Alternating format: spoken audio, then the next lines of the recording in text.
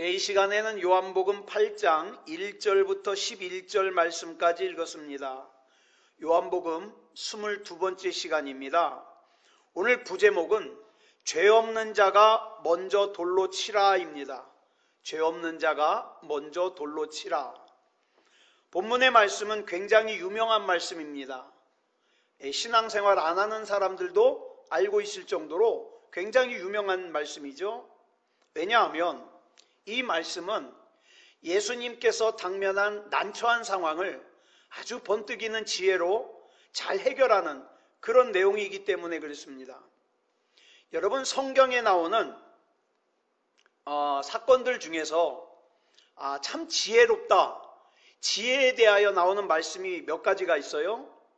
한 가지는 뭡니까? 여러분 잘 아시는 솔로몬이 재판하는 거 있죠? 애기 나눠주는 거.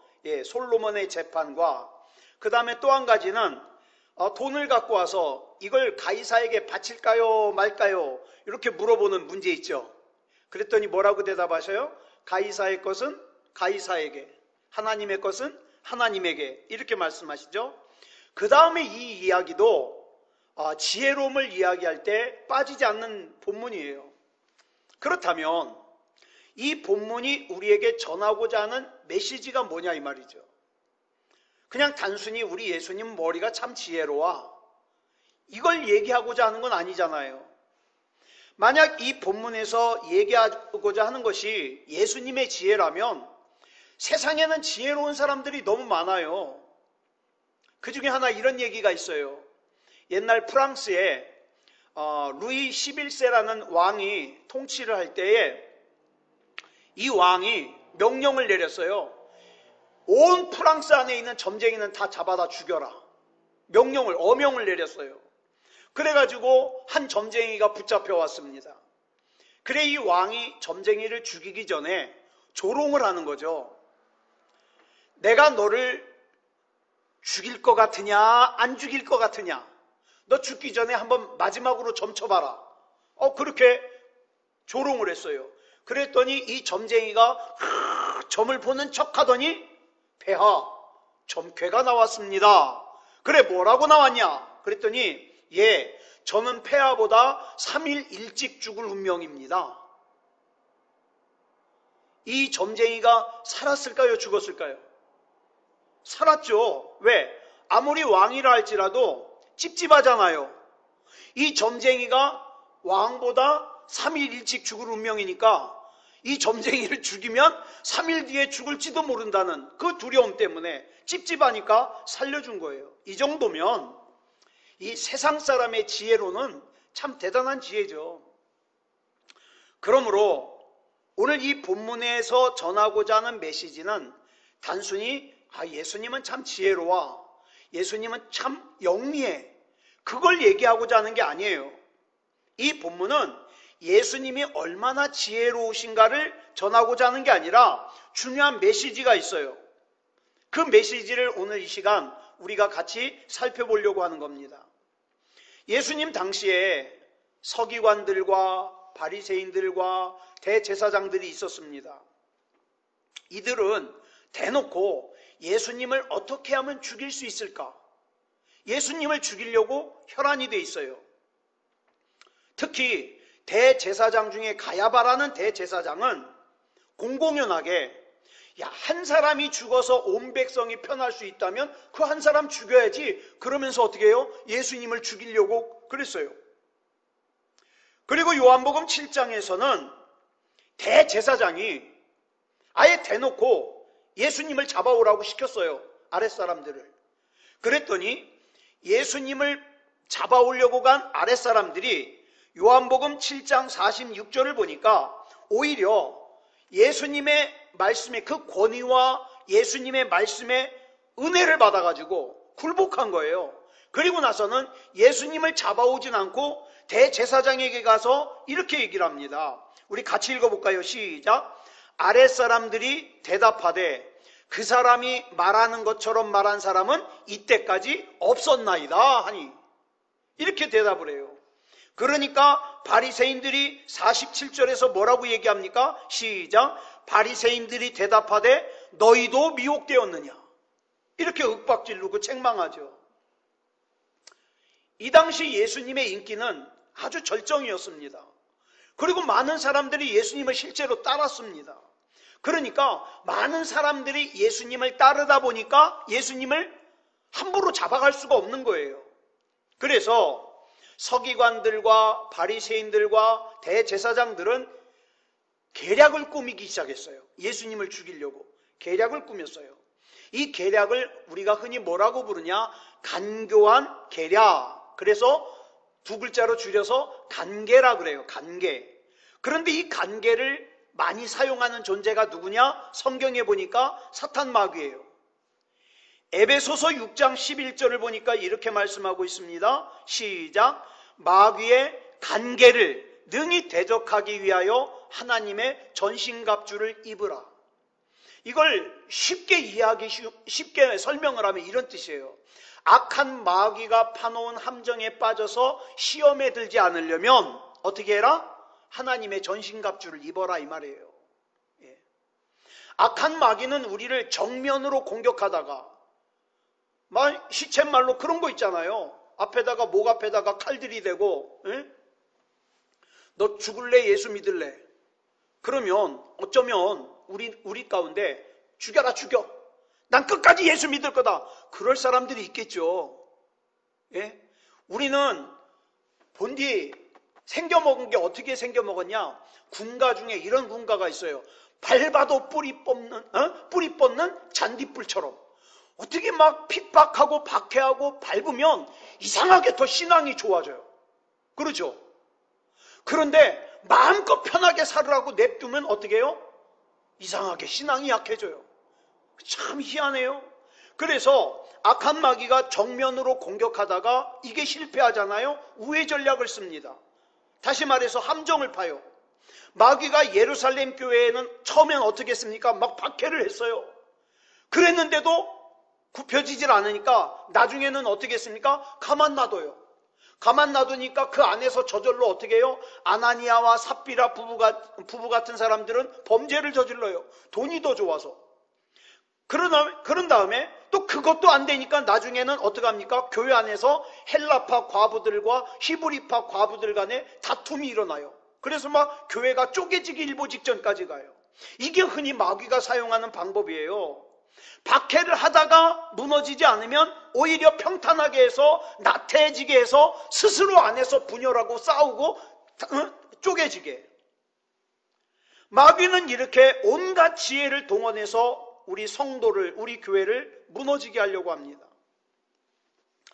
그래서 이때 마귀가 사용하는 방법이 뭐냐? 그래도 그 사람들 가운데 마귀가 사용하기 쉬운 사람들 있잖아요. 그 마귀가 사용하기 쉬운 사람들에게 마귀의 영감을 주고 마귀의 지혜를 주고 마귀의 능력을 줘가지고 어떻게 합니까? 다 파멸하게 만드는 거예요.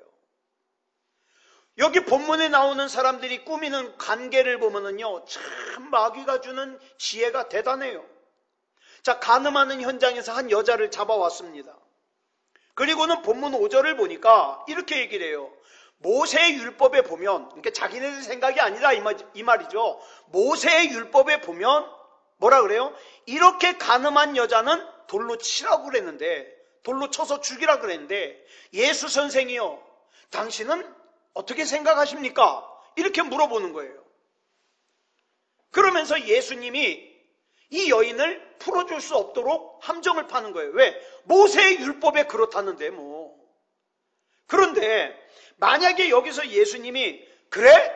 모세의 율법에 그렇게 돼 있지? 그러면 돌로 쳐야지. 그러면 어떻게 되는 거예요? 그동안 예수님은 70번에 7번이라도 용서해 주라고 사랑하라고 서로 사랑하라고 그렇게 말씀을 전하셨는데 모순이 되잖아요.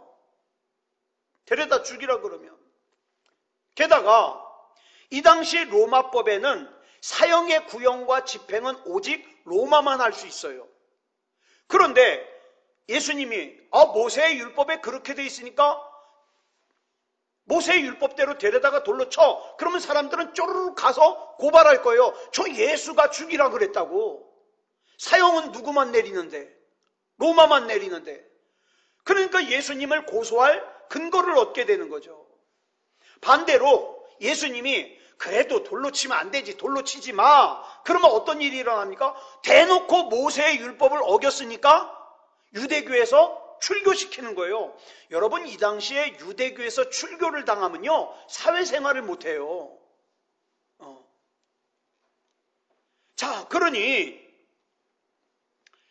예수님으로 하여금 돌로 치라고도 할 수 없고 치지 말라고도 할 수 없는 이 진퇴양난에 난처한 상황에 지금 몰아넣은 거예요. 얼마나 이걸 꾸미느라고 머리를 맞대고 상의를 했겠어요. 이게 마귀의 간교한 계략이에요.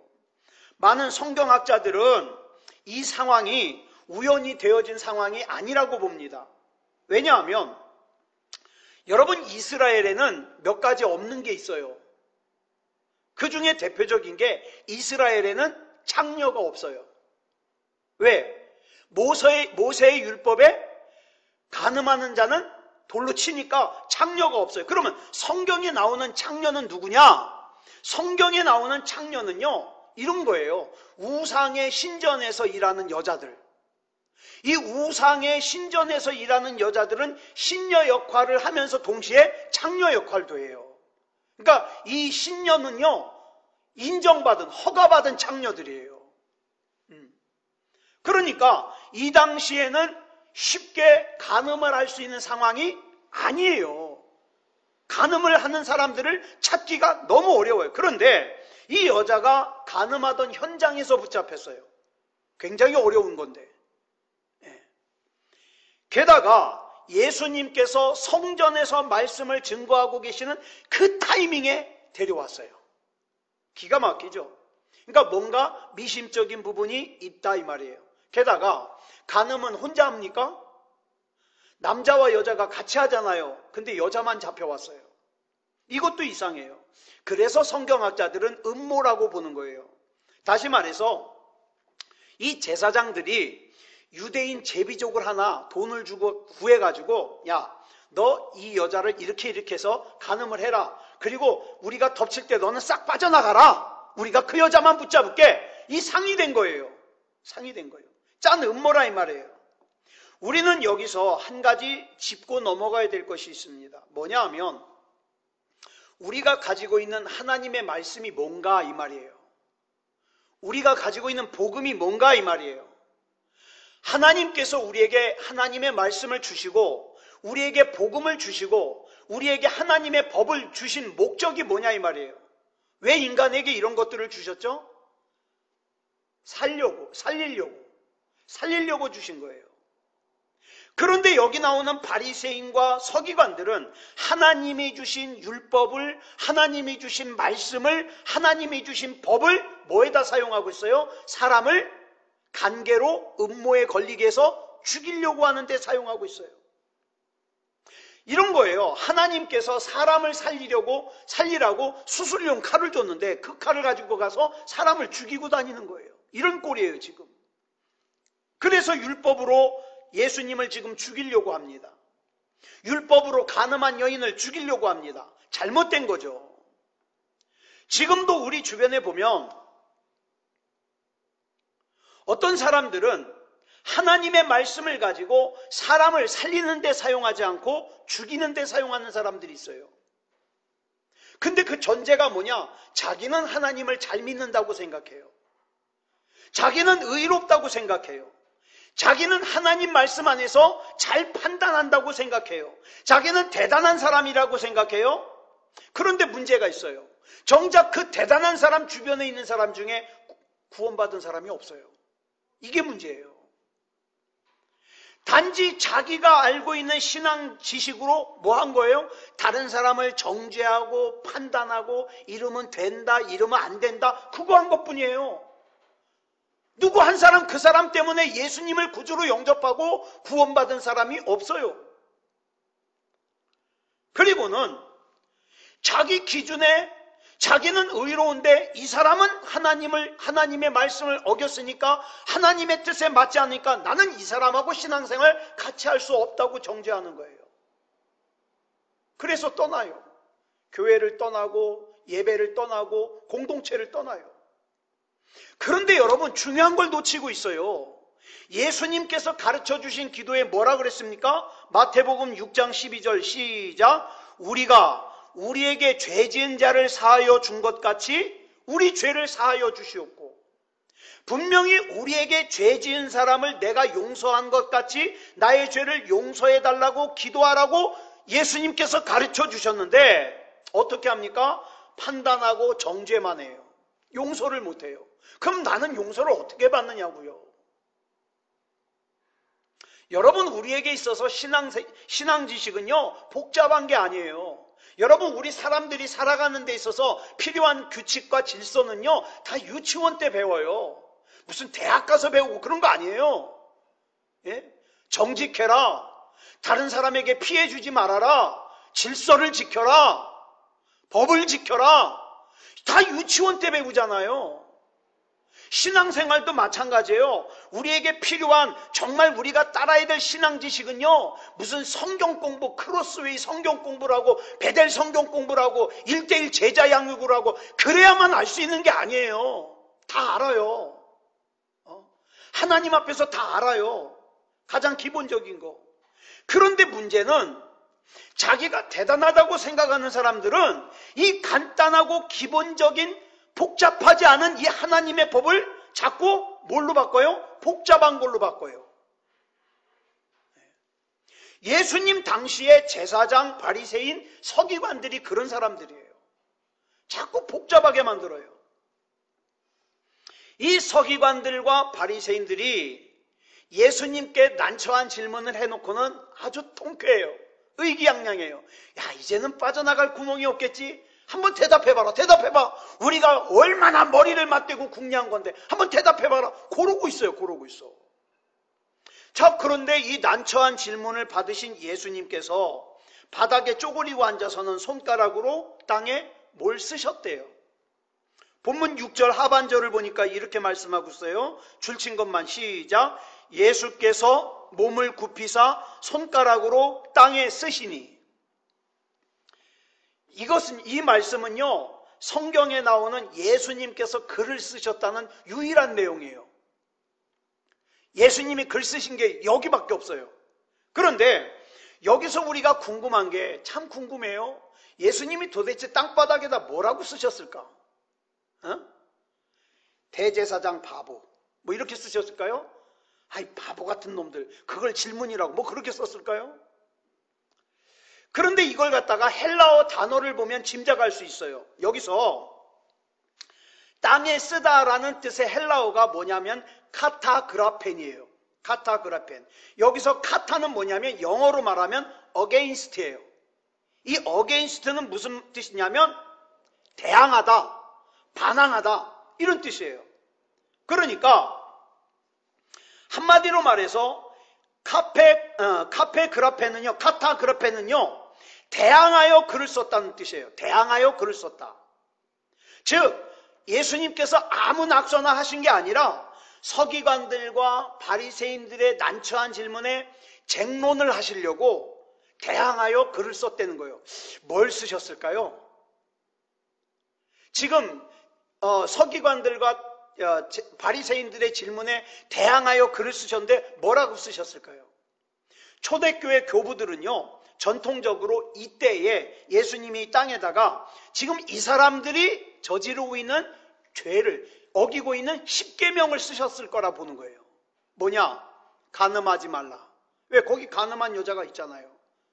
근데 그 여자뿐만 아니라 지금 그 사람을 둘러싼 사람들 중에는 들키지 않은 간음한 사람들이 있다 이 말이에요. 간음하지 말라, 살인하지 말라. 이 사람들은 지금 여기 왜 왔어요? 이 간음한 여자를 죽이려고 왔어요. 예수님을 죽이려고 왔어요. 살인하지 말라, 도적질하지 말라. 거기에 온갖 도적질한 사람들이 많이 있겠죠. 거짓 증거하지 말라. 자기도 지금 이게 잘못됐다는 걸 알면서도 거짓말하고 있어요. 거짓 증거하지 말라 쓰셨을 거예요. 그런데 본문 7절을 보니까 예수님께서 그 글을 쓰시고 있는 중에서 사람들이 계속해서 여인을 죽이라고 소리를 질러요. 왜 그랬을까요? 지금 이 사람들은 까막눈이에요. 예수님이 분명히 바닥에 뭘 쓰고 있는데 뭘 쓰는지도 몰라요. 까막눈이라. 읽지 못했기 때문이에요. 지금은 글을 못 읽는 사람이 특별하잖아요. 지금은 뭐 한글 못 읽는 사람이 어디 있어요, 그죠? 못 읽는 사람이 특별해요. 그런데 이 당시에는 글을 아는 사람이 특별해요. 그래서 요한복음 7장 15절을 보면 이렇게 말씀하고 있어요. 시작. 유대인들이 놀랍게 여겨 이르되 이 사람은 배우지 아니하였거늘 어떻게 글을 아느냐 하니. 자, 글을 아는 것이 놀라움의 대상이 되던 때였어요. 여러분, 세상에서 제일 무서운 사람이 뭔지 아세요? 책을 딱 한 권만 읽은 사람이에요. 왜냐하면 이 사람은 이게 진리예요. 왜 한 권밖에 안 읽었기 때문에. 예? 이 책의 내용만 진리예요. 그러니까 다른 사람들하고 대화가 안 돼요. 대화가. 예. 요즘에 우리나라 정치를 보면 그러잖아요. 아주 외골수 여당파는 어떻습니까? 자기 당이 잘못을 하든 뭐하든 어떻게 해요? 무조건 잘했대요. 야당은요, 무조건 못했대요. 보니까 이런 것 같아요. 이런 것 같아. 그 사람들은 하나밖에 몰라. 하나밖에 몰라. 그래서 대화가 되질 않아요. 지금 이 사람들이 그래요. 글은 모르고 자기 자신만 의인인 줄 알고 가늠한 여자는 죽여야만 된다는 거예요. 이때 예수님이 뭐라고 하시는가? 본문 7절을 보겠습니다. 줄친 것만 시작. 너희 중에 죄 없는 자가 먼저 돌로 치라. 그리고 또다시 쪼그리고 앉아서 글을 쓰시는 거예요. 그러자 둘러섰던 사람들이 한 사람씩 양심의 가책을 받아서 자기 손에 들었던 돌을 내려놓고 돌아가더라 이 말이에요. 왜? 자기도 도적질 했거든. 예. 간음했거든. 거짓말 했거든. 이게 뭘 말하는가? 간음한 여인만이 죄인이 아니라 거기 모여서 간음한 여인을 돌로 치라고 했던 사람들도 모두 똑같은 죄인이다 이 말이에요. 거기까지 갈 필요 없이 우리 한번 보자고요. 예? 여러분, 나는 누가 제일 잘할까요? 하나님이 제일 잘 알아요. 왜? 나는 죄 짓고도 까먹은 게 많아요. 근데 하나님은 다 아셔요. 예? 그런데 내가 무슨 짓을 저질렀고 얼마나 죄가 특별하게 큰 죄를 많이 졌는지 다 아는데 마치 내가 아무것도 죄를 짓지 않은 것처럼 그냥 목사임내하고 여러분들 좀 착하게 살아요. 의롭게 살아요. 거룩하게 살아요. 이렇게만 얘기한다면 하나님이 어떻게 해요? 웃겠죠. 지는. 여러분, 똑같은 죄인이에요. 그 대신 우리는 뭘 알고 있는 사람들이에요? 그런 죄를 지은 난데 하나님이 나를 용서해 주셔서 이렇게 예배드릴 수 있게 해주시고 이렇게 목사를 할 수 있게 해주시고 이렇게 다른 사람을 중보기도 할 수 있게 해주신 은혜가 얼마나 감사하냐 이 말이에요. 그렇죠? 그러므로 우리는요, 하나님 말씀 들을 때 이 순간 이 하나님의 말씀을 제일 먼저 들어야 될 사람, 제일 먼저 적용해야 될 사람은 누구다? 나다. 이걸 알아야 돼요. 내가 하나님의 말씀을 듣고 회개하는 자리로 나가야 다른 사람이 잘못했다고 나가야지. 다른 사람들이 잘못했다고 정죄하는 것은 아무개는 좀 신앙생활 잘해야 돼. 아무개는 좀 잘 살아야 돼. 바르게 살아야 돼. 그거는 자기가 어떤 존재인지를 모르는 사람들이에요. 그래서 여러분 성경에 보니까 하나님을 만난 사람들의 제일 첫 번째 특징이 뭐였어요? 자기 죄가 보여요. 하나님을 만난 사람들이. 이사야 6장 5절을 보니까 이사야가 하나님의 영광을 바라보고 뭐라 그랬습니까? 줄친 것만 시작. 화로다 나여 망하게 되었도다. 이렇게 얘기를 했어요. 내가 죄인이면서도 하나님의 영광을 봤다는 거예요. 왜요?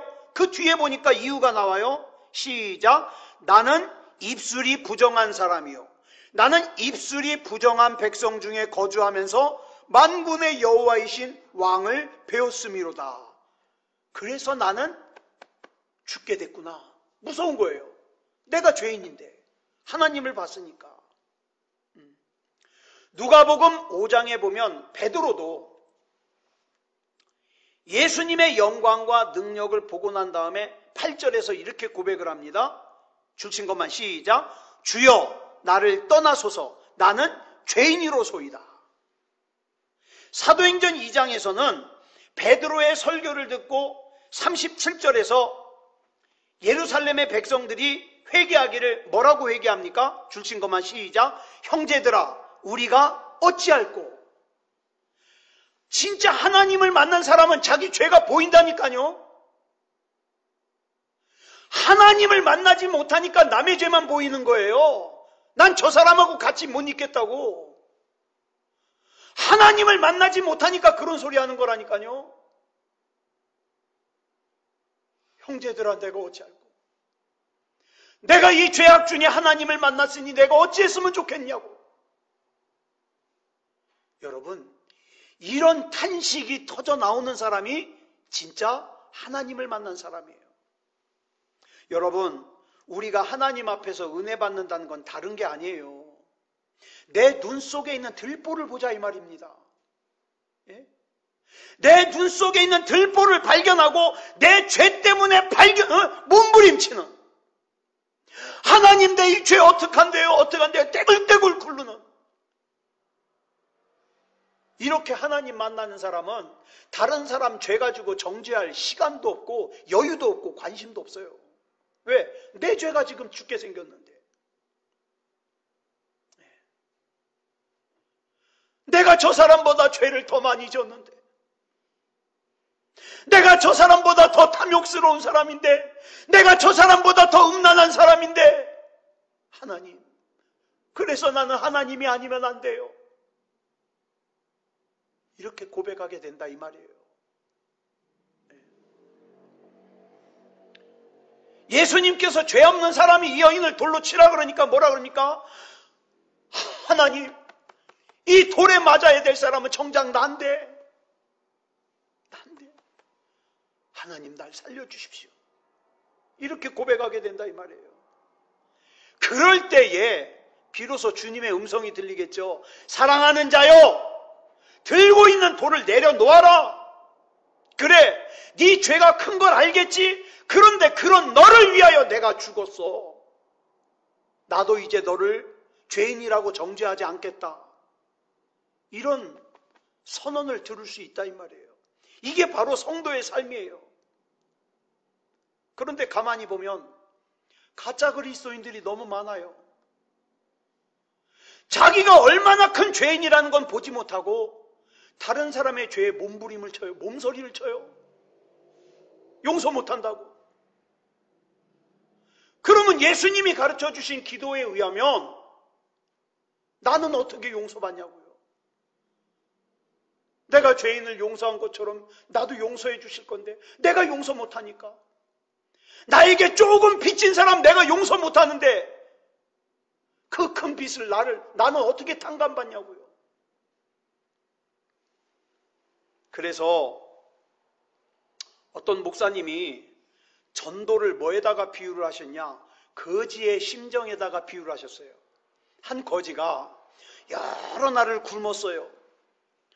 그랬는데 이제 막 죽기 일보 직전인데 어떤 집에 갔더니 아유 배고프죠? 들어와서 밥 한 끼 먹고 가라고. 그 집에 가서 막 밥을 배 터지게 먹고 왔어요. 자, 그런데 나가보니까 자기 같은 거지 하나가 길바닥에 엎어져서 헐떡헐떡거리고 있어요. 지금 굶어서 다 죽어가고 있어요.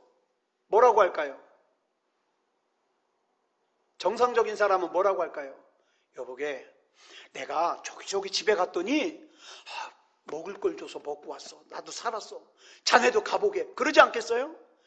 그게 전도라고요. 그게. 내가 잘나서 전도하는 게 아니라 나도 죄로 인해서 죽을 사람인데 내가 예수 믿고 구원받고 살아났는데 당신도 예수 믿고 살아라 이 말이에요. 이게 전도예요. 이게. 그런데 자기가 산 거에 대한 믿음이 없는데, 확신이 없는데 전도하겠어요? 가짜 믿으면 전도 못해요. 가짜 그리스도인은 전도 못해요. 왜? 자기가 아무것도 모르는데. 그렇잖아요. 하나님 앞에서 내 스스로가 거지임을 깨닫고 죄인임을 깨닫고 죽어가는 다른 영적인 거지들에게 내가 지금 죄로 인하여서 지옥에 가지 않고 다시 살 수 있는 생명을 주신 예수 그리스도를 소개하는 것, 이게 전도예요. 예수께서 간음한 여인을 돌로 치려고 하는 사람들을 다 물리치고 난 다음에 간음한 여인에게 본문 11절에서 이렇게 말씀하십니다. 시작. 나도 너를 정죄하지 아니하노니 가서 다시는 죄를 범하지 말라 하시니라. 하나님께서는 저와 여러분을 불의의 병기로 부르신 게 아니라 사람을 살리는 의의 병기로 부르셨습니다. 저와 여러분의 말 한마디가 다른 사람을 살려야 돼요. 저와 여러분의 행동 하나가 다른 사람을 살려야 돼요. 왜? 하나님은 나를 그렇게 부르셨는 거예요. 범죄함으로 말미암아 쓰러져서 고통하는 심령이 아니라 십자가의 보혈로 죄악의 모든 세력들을 물리치고 성령 충만함 가운데 하나님께서 나에게 맡겨주시는 살리는 사역, 이걸 우리에게 감당하라고 우리를 불러주신 거예요. 사랑하는 여러분, 아무쪼록 저와 여러분 하나님을 가까이 하면서 나 같은 죄인 살려주신 하나님의 은혜가 너무 감사해. 예전에 나처럼 하나님을 모르고 죽어가는 백성들이 불쌍해서 내가 찾은 새 생명 예수를 그 사람들에게도 소개하는 것, 이게 진짜 구원받은 사람들이 살아야 될 삶이죠. 아무쪼록 오늘 이 밤에 기도할 때에도 물론 저와 여러분 지금 기도 제목 가지고 나온 거 있을 겁니다. 근데 사실은 하나님이 아세요. 하나님이 아세요. 나에게 뭐가 필요한지 아세요. 그러니까 우리는 뭐만 하면 됩니까? 나 하나님의 기쁨 되기 원합니다. 하나님이 인정하시기만 하면 돼요. 그러면 나에게 필요한 거 나보다 더 잘 알고 계신 하나님께서 다 갖추어 주십니다. 하나님, 믿음다운 믿음으로 살게 해 주시옵소서. 내 삶이 간증이 되게 해 주시옵소서. 내 삶을 통하여 내가 믿는 하나님이 살아계신 하나님이라는 것을 증거하는 삶을 살게 하여 주시옵소서. 이렇게 하나님의 말씀을, 하나님이 나에게 주신 신앙을 다른 사람 흉보고 다른 사람 정죄하고 다른 사람 짓밟는 데 사용하는 게 아니라 일어나라, 함께 가자. 내가 구원받았으니 너도 구원받을 수 있고 내가 힘을 얻었으니 너도 힘을 얻어 일어날 수 있다. 가자, 일어나서 같이 가자. 이렇게 할 수 있는 의의 병기로 하나님 앞에 드려지는 저와 여러분이 되기를 그리스도 예수님의 이름으로 축복합니다. 기도하겠습니다. 사랑의 아버지 하나님, 감사합니다. 이 시간에 요한복음 8장 1절부터 11절까지의 말씀을 통해서 예수님을 궁지에 몰아넣고 죽이려고 하는 사람들 앞에서 예수님께서 정말 지혜롭게, 은혜롭게 이겨나가는 것을 우리가 보았습니다. 사랑의 아버지 하나님, 우리는 많은 순간에 내가 이렇게 궁지에 몰리면 흥분합니다. 싸우자고 대듭니다. 누가 옳은지 판별하자고 합니다. 그러나 사랑의 아버지 하나님, 우리의 발걸음이 하나님 안에 있고 우리가 하나님의 뜻대로 산다면 하나님께서 역사하실 걸 믿습니다. 사랑의 아버지 하나님, 하나님 기뻐하시는 삶을 살게 하여 주시옵소서. 내가 알고 있는 하나님 다른 사람들도 알게 하시고 내가 경험한 하나님의 은혜 다른 사람들도 경험하게 하는 일에 쓰임받기를 원합니다. 우리 하나님 붙잡아 주시옵소서. 오늘 이 자리에 나와 기도하는 우리 성도들 가운데 몸이 아픈 성도들 하나님이 만져주셔서 치료해 주시옵소서. 마음이 아픈 성도들 하나님이 만나주시고 위로해 주신다는 그 약속의 말씀대로 위로해 주시옵소서. 예수의 이름으로 일어서게 하여 주시옵소서. 주님이 책임져 주시옵소서. 모든 것을 우리 주님 앞에 맡겨드리오며 그리스도 예수님의 이름으로 간절히 기도드려 싸움나이다. 아멘.